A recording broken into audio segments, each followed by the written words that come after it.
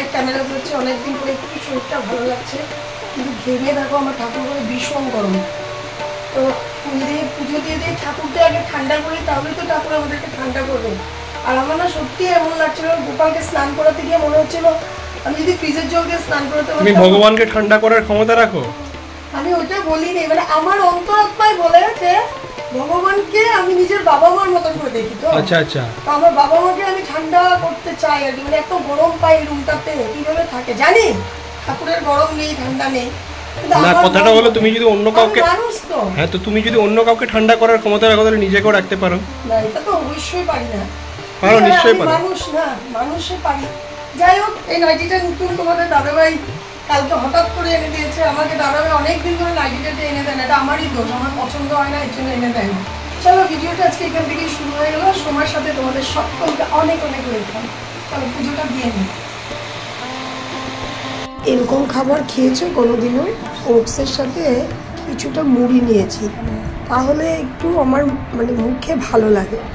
আর সঙ্গে গুড়ের লালি, কে কে চেনো জানাবে তো। গুড়ের লালি দিয়ে দুধ দিয়ে পুজো টুজো দেওয়ার পরেই কিন্তু আমি ব্রেকফাস্টটা নিলাম। যেহেতু আজকে পুজোটা অনেক তাড়াতাড়ি দিয়ে দিয়েছি, তো ব্রেকফাস্টটা আমি পুজো দেওয়ার পরই নিচ্ছিলাম। ব্রেকফাস্টটা মজা করে নিচ্ছিলাম, সকলেই খেয়ে নিয়েছিল ঘরের, আমারই বাকি ছিল। ভাবলাম পুজোটা দিয়ে একবারেই ব্রেকফাস্টটা করব। তখনই দেখছি ফোন এসে গেছে। কার বলো তো? আমার বোনের।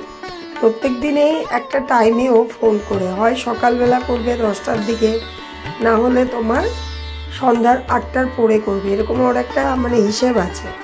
তো ফোনের মধ্যে কিন্তু আমাকে ঠিক সে কটাচ্ছিল যে ওদের ঘরে যেতে লাগে। তো মা কাঁঠালের কয়েকটা বড়া করেছিল, আটা সুজি কাঁঠালের রস দিয়ে। এদিকে পাশের ঘরে কাকিমার থেকে চেয়ে কটা লেবু পাতা আনলাম। মুড়ো ঘন্টার মধ্যে লেবু পাতা দিলে আমার খুব ভালো লাগে। আর হবে আজকে ছোট মাছ দিয়ে মুখি কচু আর ডাল। ডাল তো আমাদের ঘরে হবেই, তো রান্নাটা তোমাদের সাথে শেয়ার করলাম না। হ্যালো, আবার চলে এসেছি তোমাদের সামনে। রান্না বান্না দেখালাম, তারপর তোমাদের সামনে আর দুপুরবেলা এরপর আর আসিনি, একটু রেস্ট করেছিলাম। তারপর বোন ফোন করে বললো একটু আয় তোরা সবাই, ভালো লাগবে আজকে যেহেতু সানডে। তো মা আর আমার মেয়ে আসতে চাইলো না। আমি ভাবলাম সত্যি ঘর থেকে বেরোলে একটু ভালো লাগবে, অনেক গরম, অনেক গরম আমাদের এদিকে। তারপর ঋষিকে বললাম, তোমাদের দাদাভাইকে বললাম যাবে। দাদাভাই বললো চলো তাহলে একটু গিয়ে আসি। অ্যাকচুয়ালি বোনের ঘরের থেকেও বেশি ইন্টারেস্ট আমার বোনের এখানে মানে যাইতে যে একটা ব্রিজ পড়ে, তো ব্রিজটা মানে ব্রহ্মপুত্রের উপরে, তো ওই নদীর হাওয়াটা লাগে।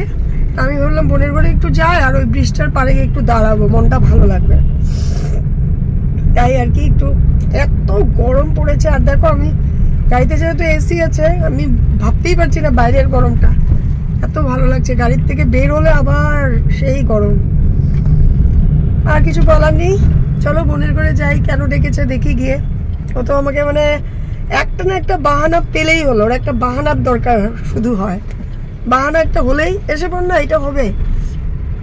আজকে আমাকে বলছিল ওর মানে কোচিংয়ে কাজ করে আরেকজন টিচার, ওই টিচার নাকি হেয়ার কাট করবে, বলছে হেয়ার কাট করবে এসে পড়ে। আমি বলছি না না, আমার হেয়ার কাট করার আজকে এনার্জি নেই।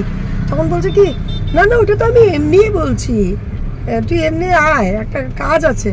কি কাজ আছে এখন গিয়ে দেখবো। আমি কিচ্ছু কাজ নেই আমি জানি। ও একটা বাহানা দিয়ে আমাদেরকে নিতে চায়। ওরাও আসে কিন্তু আমাদেরকে বেশি ডাকে, তার জন্য তোমাদের দাদাভাইও খেতে যায়। চলো আর কথা না বাড়িয়ে যাওয়া যাক।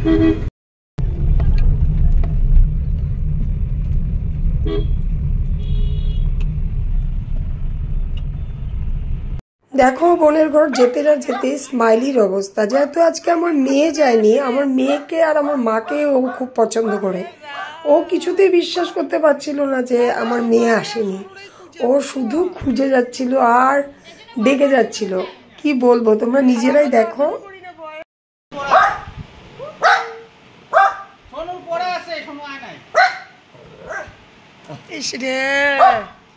ওইদিকে বুঝতেছে, দেখছো দরজার দিকে, দেখ দরজাটার দিকে যাইতেছে।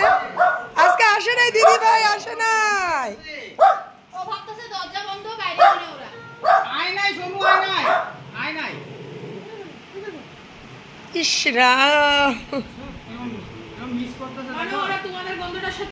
তেমন গাছে হ্যাঁ কয় রকমের কালার এখানে? হ্যাঁ এটা কি পেয়ারা? এটাও পেয়ারা, কালা পেয়ারা, খয়ারি পেয়ারা। তো দেখেছিলাম তো কতবার যে। হ্যাঁ ওটাই। আর এক একটা গাছে? না না, এই 3টা এক গাছের আর এই 2টা এক গাছের। লেবু আছে, একটা লেমন কালার, একটা লেমন গ্রিন কালার, একটা পুরো গ্রিন কালার। না না, আমার ঘরগুলো সেই করো।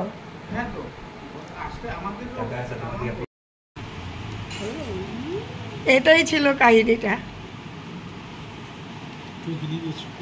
যাই হোক, বোনের ইচ্ছাটা ছিল আজ বিকেলে ঘুগনি বানিয়েছিল, রুটি ঘুগনি।